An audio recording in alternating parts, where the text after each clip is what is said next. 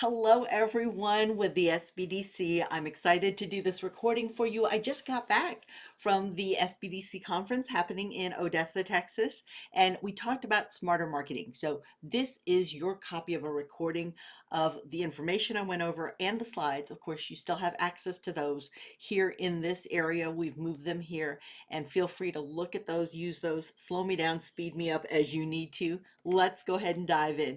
My name is Maria Elena Duran, and I am a speaker as well as a trainer and an actual marketing coach. So I come with that strong background. I am a business growth with Google coach. You can find me on X at Maria Duran, or you can also find me on Instagram at Marketing Coach Maria.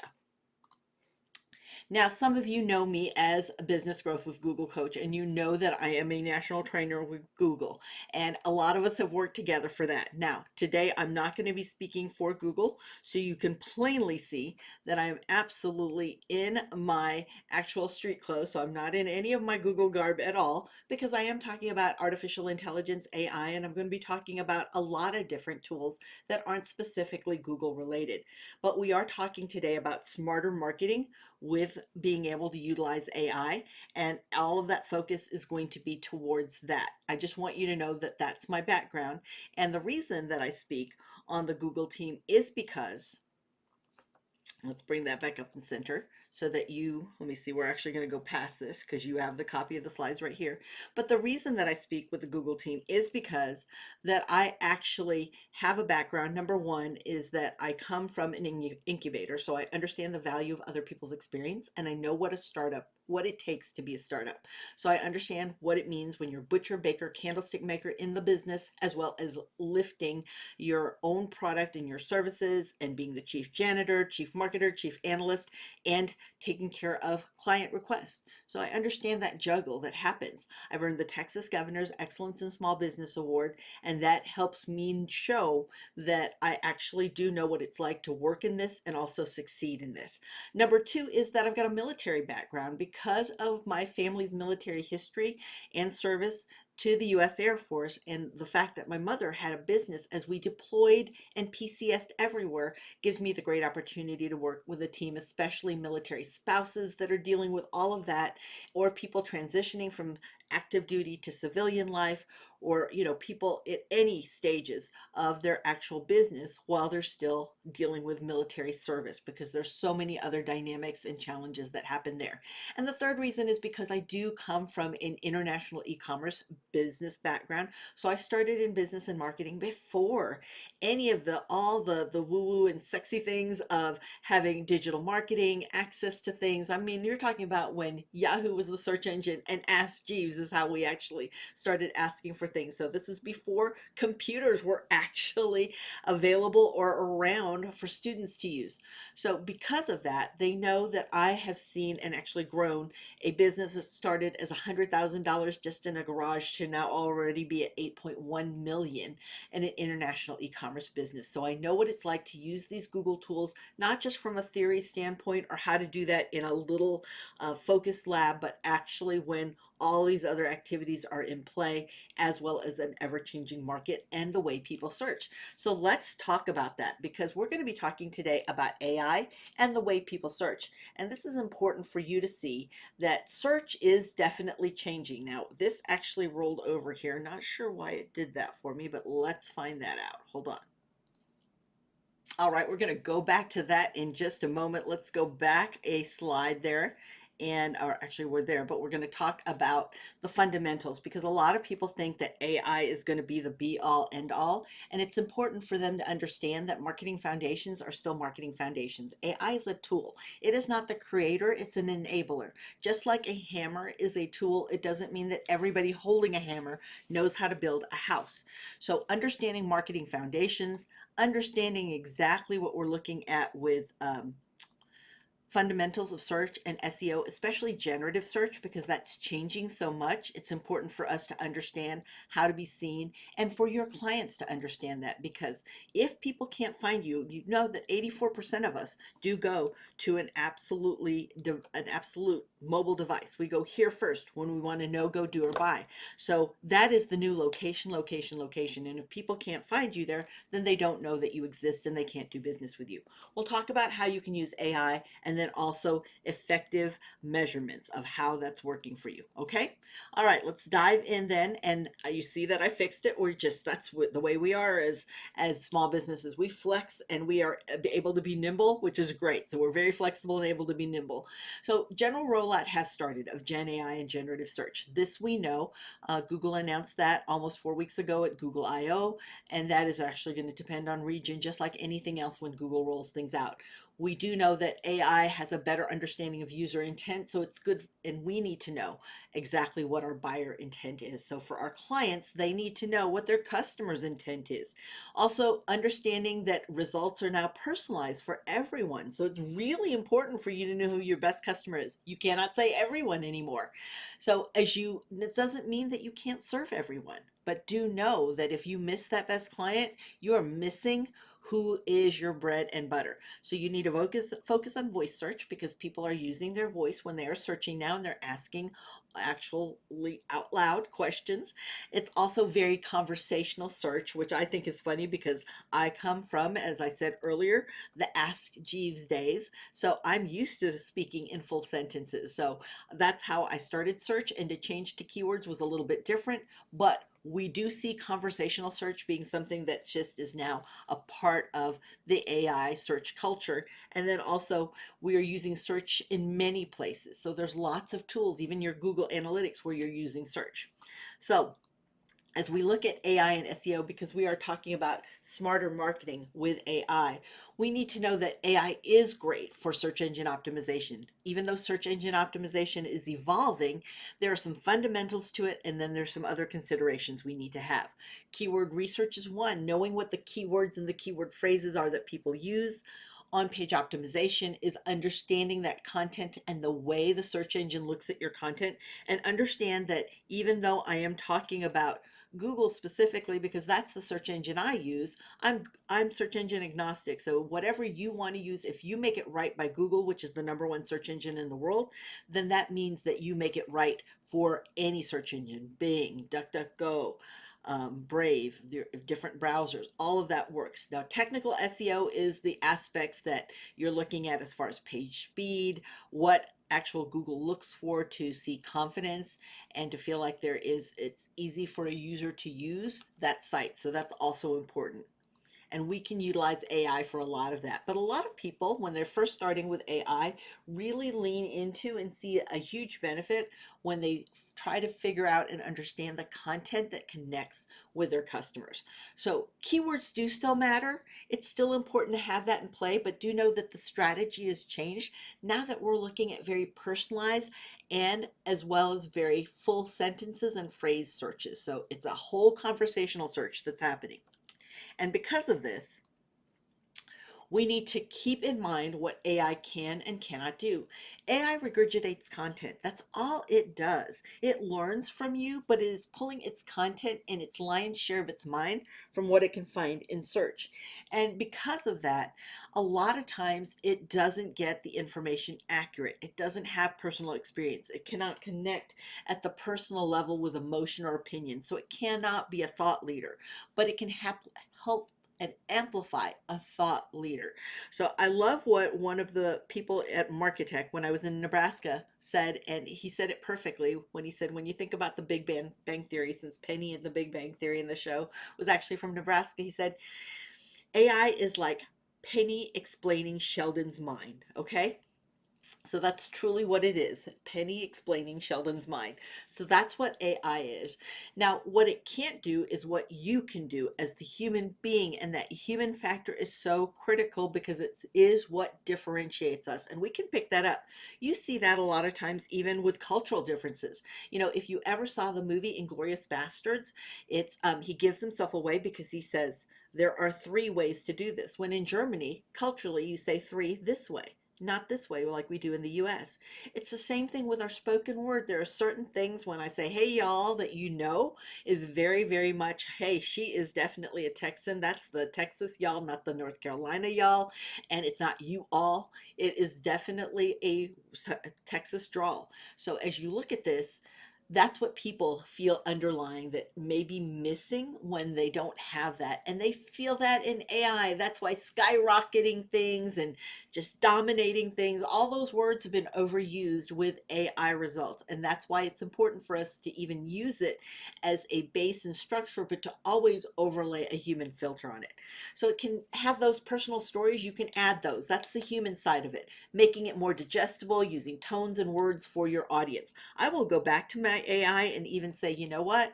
I want this in Gen Z format or a professional millennial or more like somebody who is a Gen Xer, who might be in a management position. So it will make adjustments like that. You can also create and teach it an inviting tone, tie in recent events, and also verify your sources because y'all, AI lies. Frankly, it lies. It will just give you an answer because you need an answer. So, one of the places that we can stand out is truly on YouTube. And the reason I bring this up is because I have been working with a lot of content creators and do know that even though there's a lot of AI around video, I've seen it in Sora, in Dolly, in Midjourney, in Pika Labs, in 11 Labs. There's a lot out there. But do understand that large language model is still the majority. That's the lion's share of what people are using. This is a chance for you to stand out uniquely. And I know TikTok's at the very top of what people are utilizing, but it's not TikTok search that people are using for a lot of their local businesses. Google search is still number one, and YouTube is a product of Google, and its results also show up in Google search. So YouTube is a great place for you to stand out. Plus, you can use that short form video just like you do with TikTok. But think for a moment, you get 1 billion views a day in TikTok, 1 billion views. And YouTube has short form, which is 60 seconds hard stop. There's the shorts, YouTube shorts, and then there's longer form that you see people when they need to figure out, how this works. How do they clean their dishwasher? How do they remove this filter? All of that they can find on YouTube. So that's long form. So if we focus just on short form, 1 billion in TikTok, 50 billion in YouTube every single day. So you can see how people may be missing out on everything that they can do within YouTube. So a lot of times they'll miss out in search just because they're looking where they're actually looking for information, and they really need to think with their best customer in mind.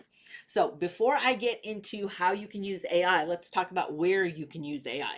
You can use it in your description of your Google business profile. This is where you control your information on Google search and maps. It also is where you can have great reviews, and that reputation and third-party validation is so very important.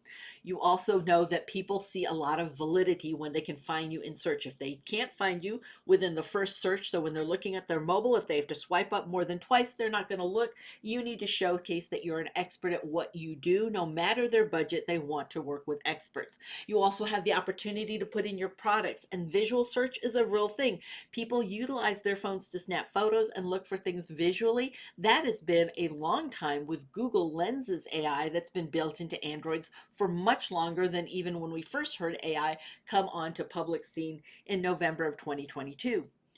So you can see here that it is a nice visual search, giving them the ability to see who has that brand and who actually has maybe even that exact product in stock because they can search visually. Or maybe they want to know who has this near me and they're just doing a visual search instead of an actual phrase or a voice search. So what's nice about that is if you know how people search and you know the words that they're looking for, now you can show up because Google's algorithm is built on 3 pillars, and each pillar has thousands of different factors. But the first one is relevancy. How well do you match what people are looking for in search, the words that they actually use, not what you think they need to use, not what industry speak says they need to use, but what do they actually use? So you need to lean into their own words. And if you don't know their words, read your reviews because in their own words, they're telling you what matters most. or read your competitors' reviews. If your clients are still in the ideation stage, tell them to read their competitors' reviews because competitive research is still very important. Remember what I said about the value of other people's experience? Now you can learn from your competitor, but you also have the chance not only to find out what is most important to people who are their customers, but where they may have some missteps that could be good sweet spots for you. So you also have the chance to use AI in post and in responding to reviews and in your messages. This is all good because it keeps you highly communicative and still keeping focused on who that best customer is, understanding what they need. And do understand too that it's on us to be experts on our customers. So your clients, those who are working with you building their business, it's for them to do the heavy lifting to really understand who that best customer is. It's for us to hold them accountable that they need to know that it's not everyone because they do not have the kind of budget or time to reach anybody, everybody, and somebody. And diluted messaging like that will not only confuse somebody who's looking for them, but it also removes the confidence from the search engine to know who you best serve. So are you relevant? Who knows? Because you're so vast and you're so diluted that nobody knows. So good search engine optimization means that the search engine feels confident in you. They know who you are, and it increases all of those 3 bullet point items there that you see to the right. So when we look at content, it really needs to be written for that best customer. One of the questions that I ask people often because they don't like to tie down, they always think, oh, I'm going to lose so many sales if I don't just reach for everybody. But the problem is that's actually the problem. They've diluted all of their efforts, their messaging, their targeting, everything's diluted. So they don't show up because there's a whole lot more who are hyper focused and very targeted who seem to be a better fit because they're more consistent in connecting with them and their needs. So when we look at our content, this is what we need to make decisions on is let's say we could only reach 100 and that's all that we could have, 100 customers. If that was all we could have, who would be that best customer? You see, when I was telling you about the international e-commerce product, we also know that our best customers show up and shop at 2:20 in the morning. They're women between the ages of 35 and 54. They have 2 children, college educated, usually in a leadership position. Their shopping time is 2:20 in the morning, so they are not getting out of bed to get their credit card. So it's really important that we make sure that we have things like Shop Pay, Amazon Pay, Apple Pay, Google Pay, all of those connected because they want a tool that already can make it easy for them to buy from us. But then also, we don't post things till 2 o'clock in the morning. Not that we couldn't help anybody that has a dog because it's a dog product. So we could, but we don't want to miss on the best customer. Everybody else is just gravy. So when you think about that, publishing great content and the titles and descriptions and being organized, you need to do all of that for who the best customer is. Everybody else is gravy. And we love to do business with them, but they are not the only ones we want to do business with. We need to focus and make sure that we rise above everyone else so that when they find us online, they know exactly that this is who can help us.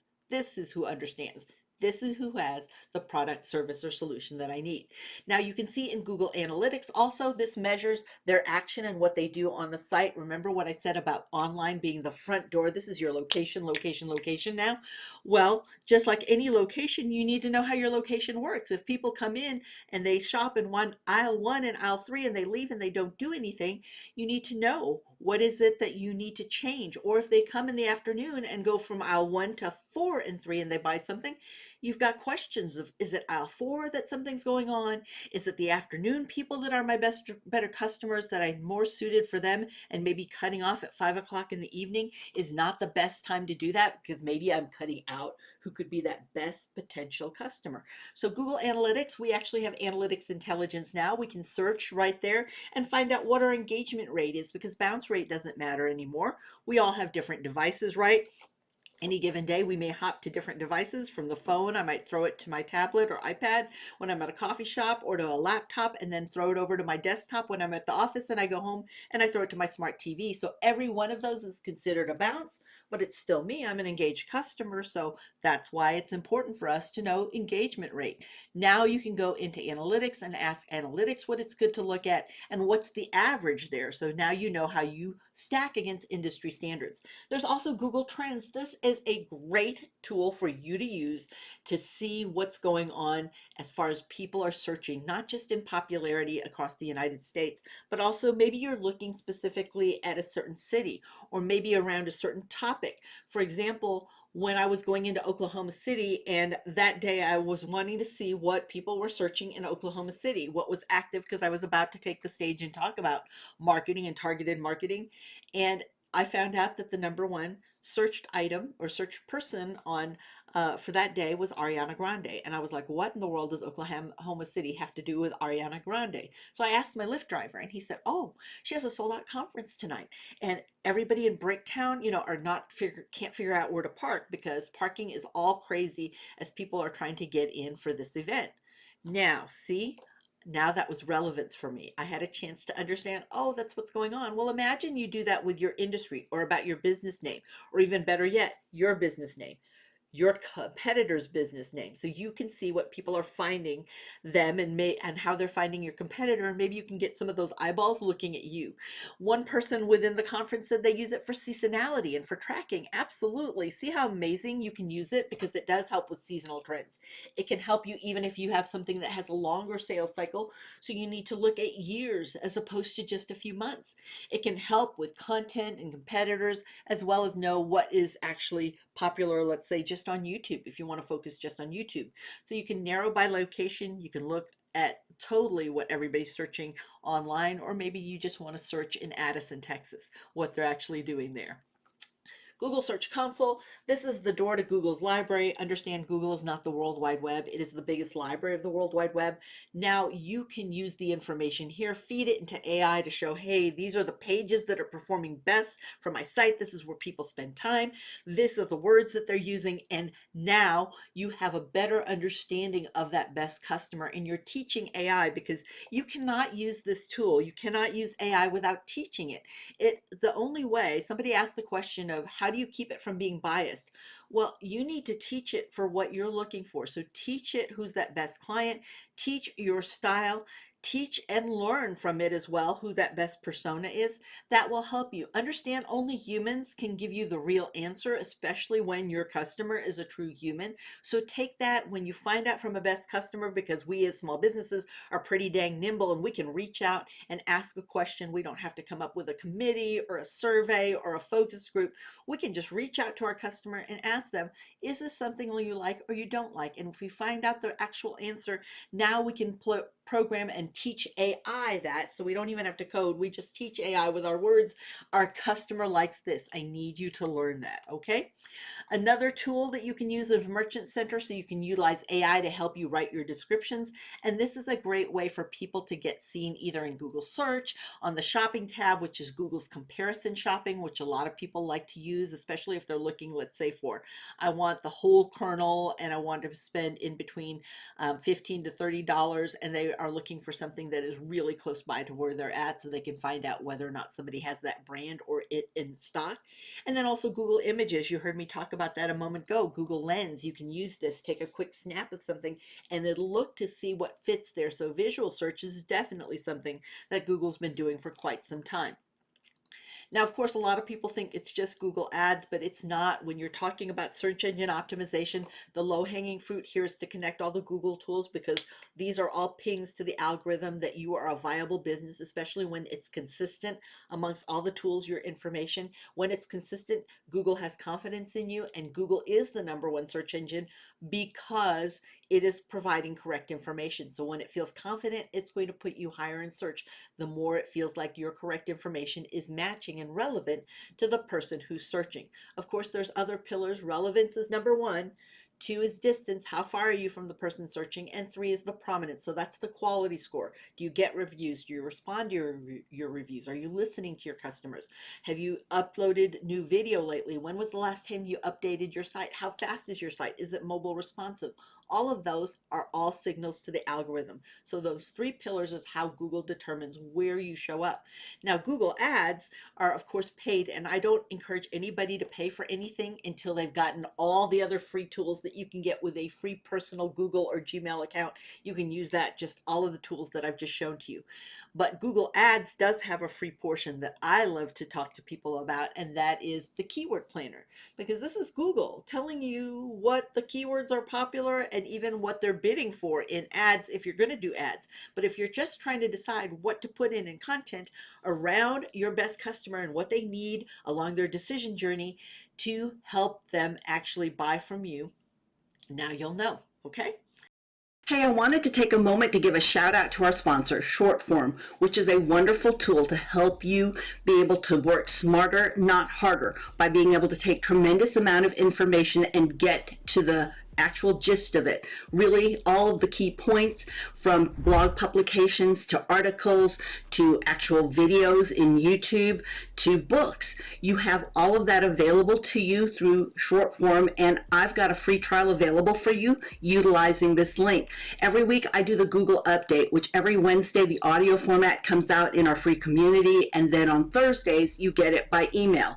How I'm able to do that, because I look at 65 to 70 different sources, again from video to actual articles and publication, is I'm able to utilize Shortform to help summarize and look at exactly what is the key points that would be of most interest to me, and whether or not I should delve in deeper so that I can apply how you can actually apply that as a small business and content creator, making the most use of an update for you.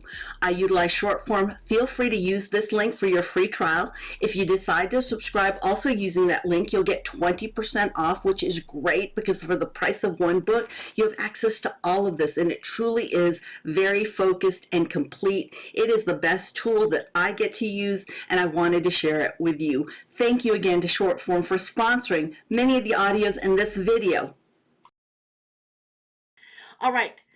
You've heard me talk about it several times, so defining that best customer is very key, and this is where AI can help you become smarter too, because you can lean into it to find out your best customer's interests and maybe what challenges they're having now. And of course, you're going to double check and verify with an actual customer, hey, this is what's happening. So does that align with what you're doing?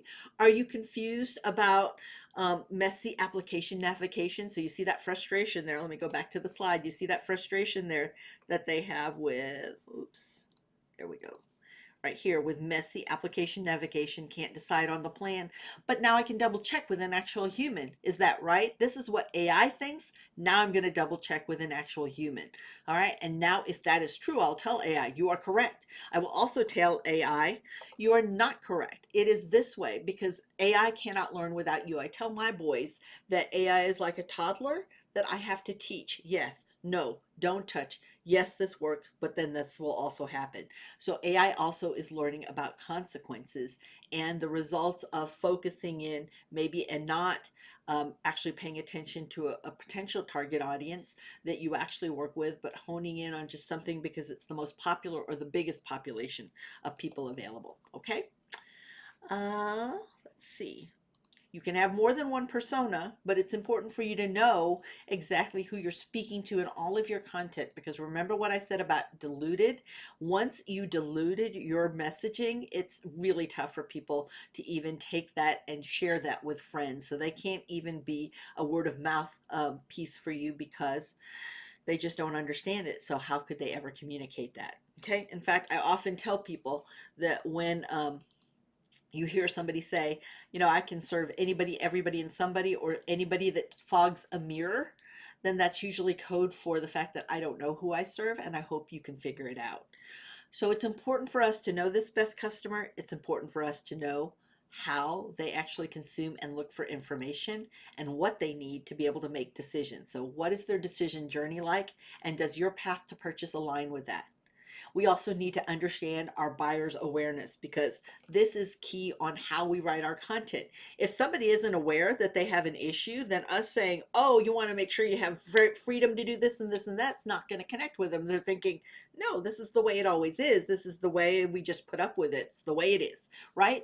But if they are problem aware, maybe they don't know a solution, you're writing a little bit different there. Maybe if they are solution, they know there's a solution, but they don't know you exist, that you have the product or service that can help them, then you write a little bit differently there. Okay, so really understanding what they want is important.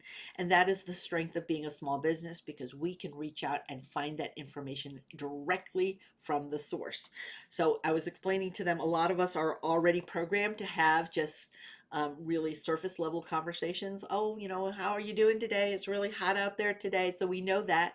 So when people ask us in business, what do we want to do? We want to make more money. We want to grow our business. But what does more money look like? And what does that get you? What is the end result? If the end result is time freedom and the fact that you don't ever have to work with a boss again, that's much different than just saying, I want to make $100,000 more this quarter than last quarter.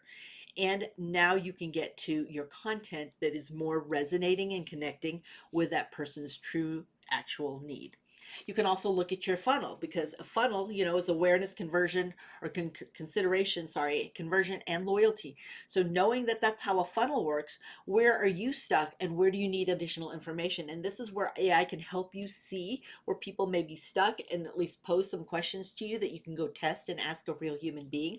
Or it can help write for that, saying, okay, maybe I need to write for this because I know I'm stuck in awareness to consideration, which means I need to do a better job at listening and learning from my customers. So maybe what I need to do is upload all of this content in these comments that they said on these reviews, and now have you give me the sentiment of what's being said. What are the 10 things they love the most, and what are some 5 things that they don't love the most? Of the 10 things they love the most, do I say that in my description so that I'm relevant and people can find me when they're searching?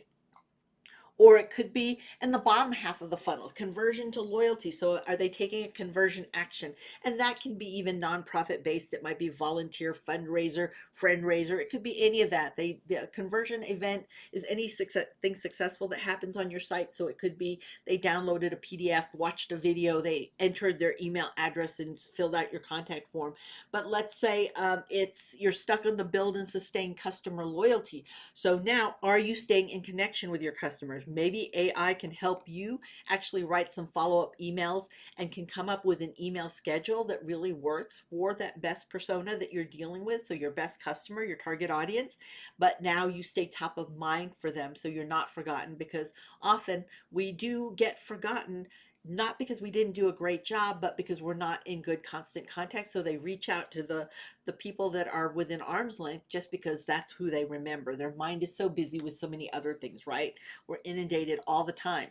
So understand, AI is not going to take your job. I see a lot of content creators, influencers are like, oh my gosh, it's going to take it. And I'm like, no, it's a great enabler. So we need to know how to wield this tool.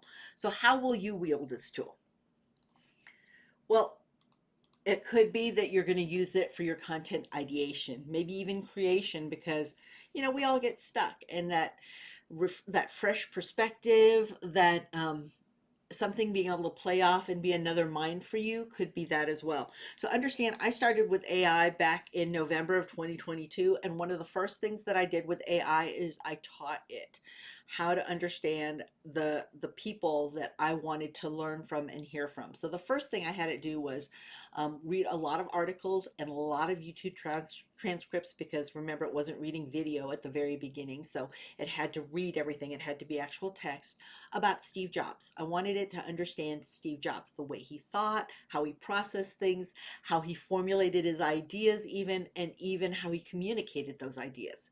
After I taught him Steve Jobs, then I entered in more information about Elon Musk. I wanted it to understand Elon Musk. He can be very aggressive, and I wanted it to see that side of entrepreneurship and growth and leadership.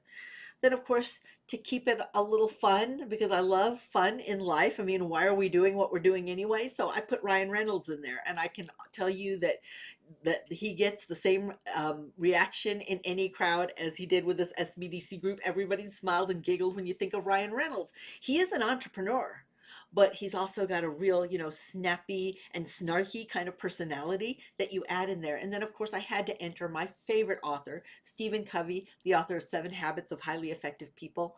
And I wanted it to learn how you put first things first and what you do to discern whether or not this goal is before this goal and how do they build together.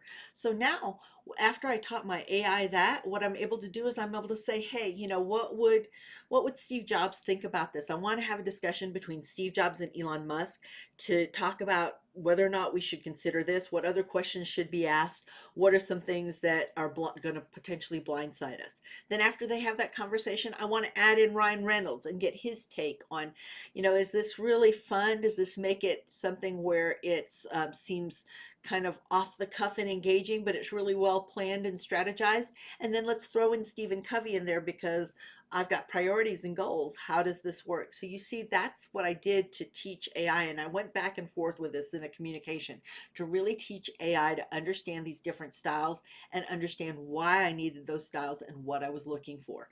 So for you, you can do that as well, but understand that AI cannot operate without you doing some teaching and customization.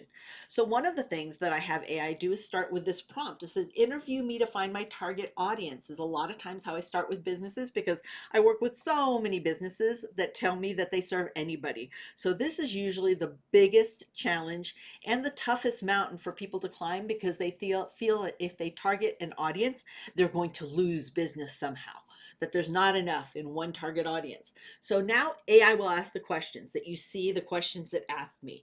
And I answered AI, again, just typing that through, didn't even put punctuation or capitalization because AI doesn't care about that. It just wants the information. Then I asked it this question: break this down for me. Who are they? What are their challenges? What are their pain points? What do they need? And it gave me a little bit of information. I could say, yes, that works, or let me check that. Hold on to that thought because I've got to confirm that. Or look at these sites and these sites. Are you seeing that same thing? Look at my site and watch how people are consuming information there. Is that what you're seeing? Now, I asked it the question to write the target audience as a prompt that I can continue to use to build offers and funnels. And I actually took this prompt and I used it to teach Google Gemini. So I started with ChatGPT and I took it to Google Gemini because Google Gemini had not launched yet. In fact, Google Bard hadn't launched yet, but I wanted to teach already what ChatGPT had learned from me. So I was able to do that and answer those questions to help it even learn better exactly what I was looking for. So this is a tool that I like to use. Remember when I told you about looking at other people's experience and looking at competitive research? When I'm looking at competitors' comments, and you can do this also with your own, because a lot of times people, even with their own reviews, don't know what the number one verse or number one sentiment is, what people love. They don't know the 10 common positive items. You look at 4A, they don't know that. So they can't put that into their content or even ask AI to do it because they are blind to that. So I will have and actually export all of the comments and I will ask AI to give me the 10 common positive items. What are the top 5 common negative items? What is the most popular item, service, or product? Again, I don't want to go from my own head because at one time I might have been my best customer, but no longer because I've got all of this experiential knowledge behind me. So I need to go back to the mind and the search actions and the information my best customer has when they are ready to go no go, do, or buy. So what's the common concern? So you can look at this. You can actually do this with socials too. I love export comments for that because it can give you and actually collate information fast and process, which is what AI does. I mean, it can do it in less than a minute, which is great. All right. There we go. Just cleaned it up just a moment so you can now see that it does says you want to level up your prompts. All right, so I'm going to give you some framework, and these are really acronyms that'll help you kind of outline in your mind your prompts, helps you be more focused, and helps AI help you more. This is used for large language models. Now that ChatGPT 4.0 is out, I use this a lot. I love this tool. There's also, so ChatGPT is OpenAI, Claude 3, Haiku, and Sonnet. That Claude 3 is Anthropic, which is actually Amazon, and Google Gemini and Gemini Plus is of course Google. There's many others out there, so many. I mean, there's Jarvis. There's just so many different ones. Write Sonnet. There's just so many and still under development. But right now, I'm going to focus on these big 3 just because they're the most popular that you see out there. All right. All right, had to do a little fixing there. Not quite sure what happened between when I was in Odessa and here because that's the same presentation, but something happened. So no, we can at least, as I said, be flexible. Why use AI based large language models? Because this is how it can help. It can really get you to see other things and maybe consider and other perspectives that you can ask your actual customers about.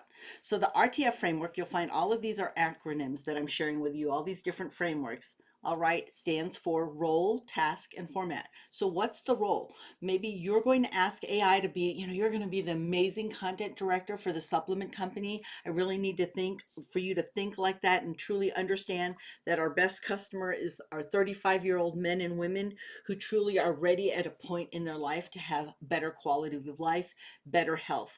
The task is I would like for you to help in creating a blog post. So it could be that, and it could be the format is I need this to also be not just in a blog post, but a social media post with emojis, a Twitter thread, everything else in between. I need all of that. Okay. So here's an example. The roles you're a content creator, you have experience in social media. I want you to write a creative and engaging social media caption for a new launch, and it needs to be a Twitter thread. So 280 characters per tweet, and you can make the thread 7 or 8. So I can even get more specific in teaching AI and letting AI know what its actual parameters are and the goal. You can also use this format, risen. So that stands for role, instruction, steps, end goal, and narrowing. So the role is what do I want ChatGPT to be? And or any AI. Again, this could be Claude, it could be Google Gemini, but I'm going to give it specific instructions on what I want it to do. I'm going to outline those steps because it's important in the format that it's doing it. So the sequence is important, what the end goal is, and then narrow things down because there might be a whole different bunch of answers it can come up with. And I want it to really focus in one persona, one area, one topic. So an example of this is the role I'm teaching AI. It's a business consultant now. You're going to act as a business consultant.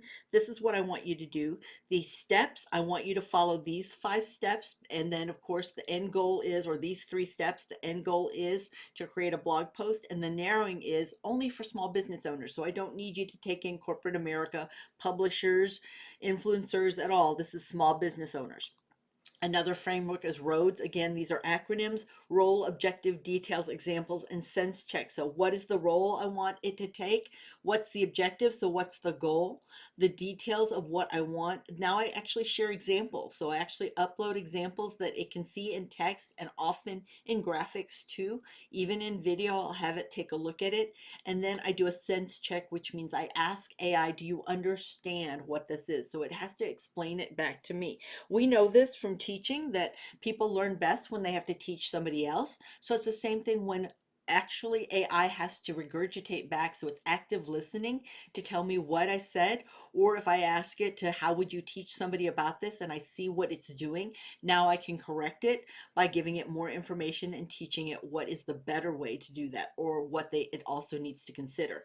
So in this instance for roads, you can see the role as a copywriter. They're going to create a landing page. It's for a new fitness tracker. I'm showing some examples, and now I do ask it, do you understand what I'm looking for? And I'm expecting it to come back with all of these details. And if it doesn't, then I can say you've missed a detail, or you overlooked this, or you're spending way too much time into this, or you're copying the examples, which I've seen AI do as well. Chain of thought helps AI understand step by step. So I actually provide that chain of thought because that's what we as humans provide, is to let AI see that this is this step, and this, if this, then that, if this, then that. We're the ones who can teach that to AI. We also can do the chain of density, which means we may repeat and double check that AI actually knows and understands what's the benchmark, so it can now measure itself. Again, you're taking and tutoring AI through a process so that it can do it again, and it can do it pretty quickly. It just means that you have to give it feedback for course correction. All right, I've given you a lot of information here, I know. Now it's time for you to work with your clients and to apply what you learned, because knowledge is not powerful until it is applied. Understand, I always like to end with recap and resources. So you do now have a copy of the slides. You can find me on socials, connect with me. I'd love to hear what you've actually applied, and do virtual gift dances as well. Please get on our newsletter and maybe become a part of our free community, because I do answer questions there, do actual Loom video walkthroughs there within the community to help people truly understand things. And as I said from the very beginning, I am am actually a national trainer with Google. Yes, I'm housed in the Midland, Odessa area, and this is a Google liaison that you need to make contact with. That's her email and phone number, so you can connect with Brittany and really get with her to see how we can help, because we like to customize everything that we do with any of the Google partners, and I'm happy to do that with you. Of course, I'm going to model what I always teach businesses, which is whenever you've given good service, good product, or good information, make sure you ask for a review, because 87% would have given you one had you asked. Now we went to Q&A. I don't have that section here for this part, but I do want to say thank you. I really appreciate SBDCs, every SBDC, because of what you do in helping small businesses grow and making sure they are profitable, because that impact not only makes an impact on their family, but truly on the community. Thank you for the opportunity to work with you today. And again, these resources are available to you. Thank you for accessing them. And if you have any questions, or if I can work with you in any way, I am happy to do that. Please reach out and talk to me or to Brittany. Thank you.